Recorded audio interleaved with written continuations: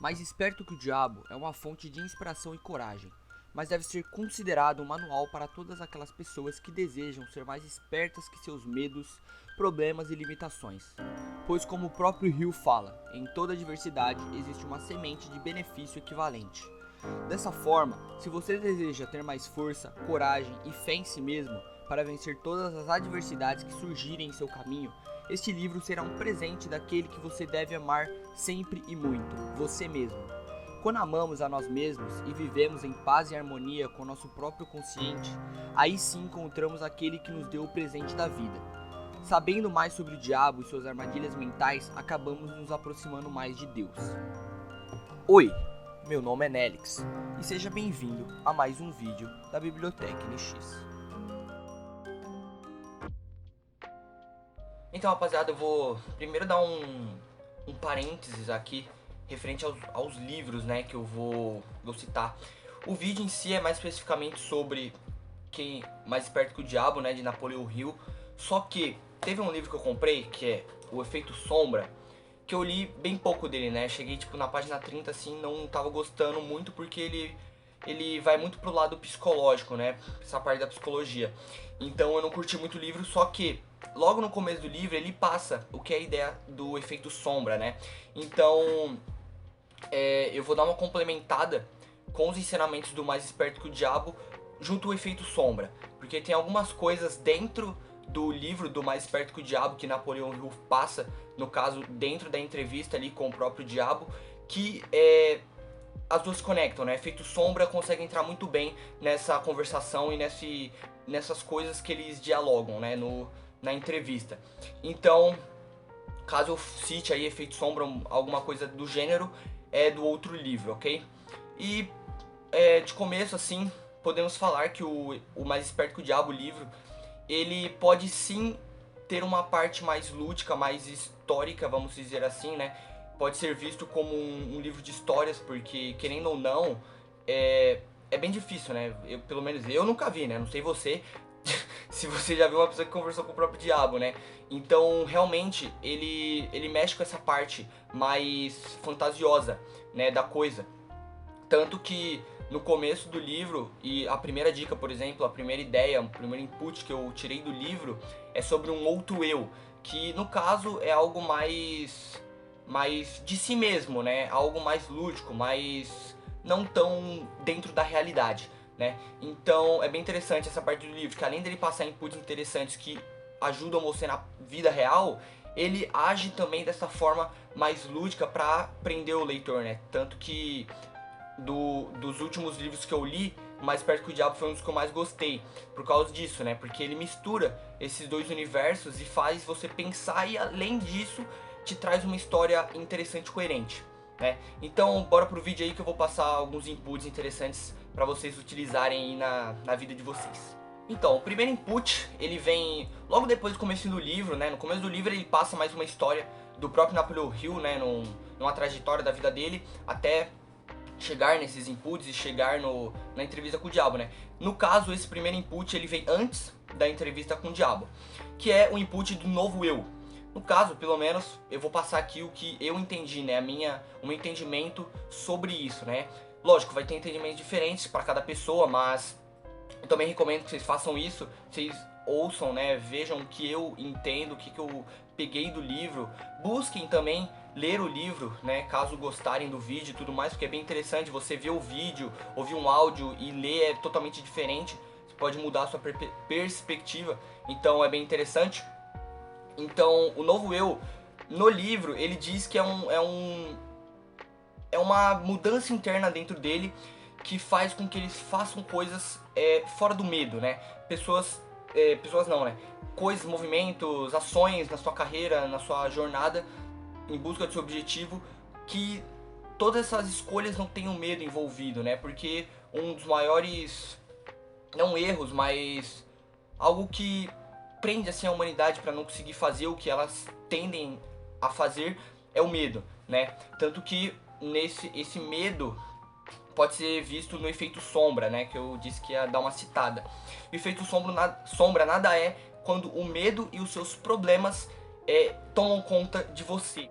O segundo input, eu acho que é um dos mais importantes desse livro, pelo menos o que eu absorvi, que é uma frase de Napoleon Hill, né, que tanto que eu acho que eu vou pôr no comecinho do vídeo, que para ficar bem aparente, que é o seguinte: em cada adversidade existe uma semente equivalente de benefícios.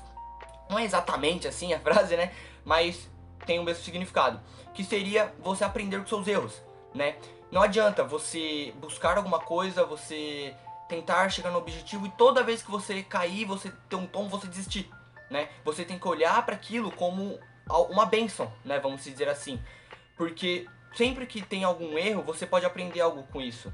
Por exemplo, sei lá, você coloca uma meta para não gastar tanto dinheiro no mês. Aí você coloca, sei lá, R$ 200 máximo para você gastar.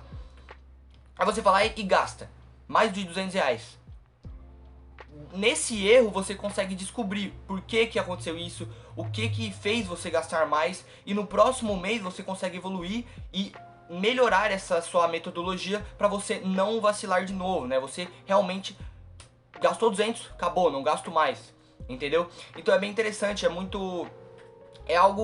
que uma filosofia de evolução, né? Você tá num caminho certo, vai no caminho até que você cai. Só que você vai lá, se levanta, aprende com esse erro e continua. E é o que vai tornando você mais forte e vai fazendo você evoluir cada vez mais e chegar em patamares mais altos. Talvez você busque alguma coisa e nesse caminho você teve tantos erros que você conseguiu arrumar e aprender, que quando vir outro erro lá no futuro, você vai pegar de letra, vai passar fácil e vai evoluir ainda mais e chegar num objetivo ainda maior do que você queria antes. O terceiro input também age muito na parte lúdica e da fé, vamos dizer assim, porque é realmente uma nova forma de orar que Napoleon Hill desenvolve durante essa jornada antes dele começar a fazer entrevista com o diabo, né? Porque ele tava ruim, vamos dizer assim, a sua carreira, e começa a evoluir e tudo mais, encontra o novo eu dele, né, que age muito referente à fé, a acreditar em um Deus divino. Eu não sei o que você acredita, né, mas algo acima de você que consegue estar te guiando a todo momento e tudo mais. E ele cita uma coisa que é bem interessante, que depois desse novo eu entrar na vida dele, ele adquire uma nova forma de orar, né, uma reza diferente. Que normalmente, né, pessoas rezam como? Pedindo coisas, deu alguma coisa, uma merda na vida dela, alguma coisa assim. Aí eles vão lá, oh Deus, me ajude, por favor. E é bem complicado, né, porque Deus, ele vai te dar o caminho. Mas se você não mover suas pernas, você não vai chegar, né? Você não vai passar por aquele caminho. Então, pelo menos pra mim, e também passa no livro, né, uma forma legal de orar que é passado e tudo mais, é você sempre estar agradecendo ao que você tem, né? Agradecer é uma das melhores formas de oração e faz com que você evolua também a todo momento, né? Ser grato ao que você tem. Antes de fazer coisas grandiosas, você pedir um caminho, pedir uma iluminação e tudo mais para o Deus que você acredita e tudo mais, para ele te guiar pro caminho certo, né? Mas nunca pedir coisas, né? Porque ele pode até te dar o caminho para você ganhar aquela coisa, mas se você não se mover, você não vai conseguir, né? Ele não é um Papai Noel, né? Querendo ou não, ele não é um Papai Noel, ele não vai te dar o que você quer assim de mão beijada, você tem que correr atrás querendo ou não. Então é bem interessante esse input, né? Porque age muito não nos pedidos das pessoas, né? Porque tem sim muita gente que só ora dessa forma, acha que Deus ou Deus que você conhece, né, é um Papai Noel, mas é legal porque aumenta a fé da pessoa, né? Quando ela pede uma iluminação para fazer alguma coisa grandiosa que ela tá prestes a fazer e consegue, a fé dela aumenta, e não só no Deus que ela acredita, mas também em si mesma, né? No seu objetivo e tudo mais. Então é bem legal. A fé é um norte muito bom para alcançar os seus objetivos. Agora a gente vai entrar nos inputs que o próprio diabo passa, né? Porque como diz, oh meu Deus, na entrevista com o diabo, ele vai fazendo as perguntas e tudo mais, e o diabo vai abrindo o jogo, né? Ele vai falando o que o ser humano poderia fazer para não entrar na mão do diabo e tudo mais, né? Então, daqui pra frente, são apenas alguns inputs que são criados, né? Tem tendência da própria discussão entre Napoleon Hill e o diabo em si, né? E o primeiro input é o diabo e sua oposição. No caso, o Deus divino, né, a iluminação, depende do que você acredite, né? No caso, o interessante é que o diabo fala que 98% da população mundial está nas mãos dele, né? E Napoleon Hill vai e pergunta, né? Mas como? O que você usa pra conseguir fazer, né? Qual é a tua arma pra conseguir controlar tantas pessoas, né? E ele fala que a maior arma que ele tem é a alienação, né? Que no caso, hoje em dia, principalmente, né, com as redes sociais e tudo mais, as pessoas se alienam muito fácil, seja com a televisão, com a internet, com opiniões dos outros, com opiniões de pessoas dentro da internet, em vídeos do YouTube e tudo mais, e elas se alienam muito fácil. E com isso faz com que elas tenham preguiça de pensar, elas não pensam por si mesmas. Normalmente elas seguem muito a opinião dos outros, ou elas não têm opinião própria.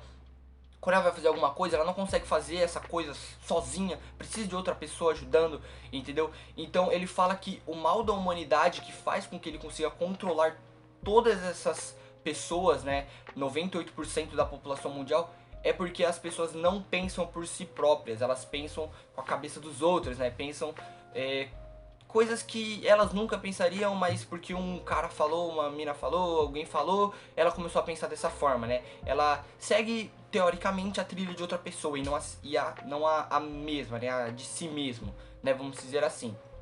E já no lado da oposição, ele diz que o que faz com que a luz, né, Deus ou um ser divino tenha o controle dos outros 2% é porque os outros 2% pensam por si mesmos. Eles têm aquela parte de mais filosófica, né, de pensar, de questionar, argumentar contra coisas que você não acha certo e tudo mais, né, nessa parte, né, faz as pessoas que têm esse tipo de pensamento, que estão sempre estudando, pessoas que sempre estão evoluindo, questionando o errado, questionando até mesmo o certo para ver se ela consegue melhorar essa visão dela, né, do certo, faz com que elas não entrem na mão do diabo. E agora o último input, que pra mim, como eu já disse, é o melhor e é o que mais faz diferença nesse livro, pelo menos pra mim fez muita diferença, que é o ritmo hipnótico, né?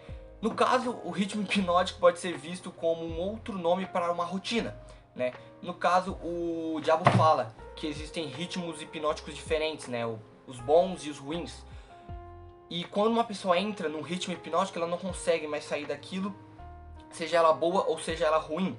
No caso dos ritmos ruins, seria aquela pessoa que, por exemplo, tem uma rotina, acorda tarde, come ruim, não se exercita, sei lá, não faz coisas produtivas no dia dela que não acrescentem nada pra ela, né? Isso é um ritmo que faz com que as pessoas, né, vão diretamente para a falha e para a mão do diabo.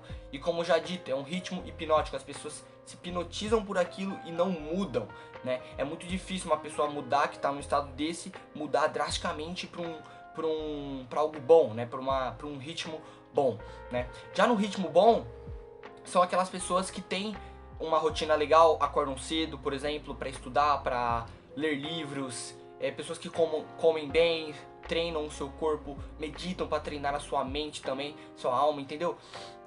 É um ritmo que leva a pessoa diretamente para o sucesso. E assim como os ritmos ruins, também faz a pessoa se hipnotizar por aquilo e cada vez mais evoluir, cada vez mais chegar mais longe e mais perto do seu objetivo, né? Pra mim, é o que mais mudou depois de ler esse livro, é o que mais mudou assim na minha vida, porque eu sempre lembro, quando eu tô começando uma rotina nova, tô começando um objetivo, buscando um objetivo, eu sempre entro num ritmo hipnótico pra conseguir alcançar aquilo. Todos os dias eu faço a mesma coisa pra sempre chegar no melhor resultado e sempre evoluir um pouquinho mais cada dia, né? Porque pra mim é isso, a evolução é em pouco, né? É em pequenos detalhes. Você não vai conseguir evoluir 1000% em um dia só. Mas se você fizer, entrar num ritmo hipnótico bom todos os dias e seguir corretamente, no final do mês talvez você consiga evoluir esses 1000%, né? Lógico, poucos porcentos por dia. Então, é isso, é o último input. Espero que vocês tenham gostado do vídeo aí. Eu acho que Mais Esperto do que o Diabo foi um dos livros mais importantes no meu último ano, né, em 2020, na pandemia, que mesmo para muitos possam ter sido um ano ruim, para mim foi muito bom, eu evolui muito E por conta desse livro também eu entrei em rotinas muito boas. Hoje em dia eu também estou numa rotina muito boa por causa disso. Então eu levo pra vida e é muito interessante. Então é isso, quem gostou deixa o like aí, se inscreva no canal. Eu vou deixar aí o grupo do WhatsApp aí para quem quiser entrar. É uma comunidade para conversar sobre livros, discutir, dar ideia de livros. Quem quiser também dar ideias para próximos vídeos, né?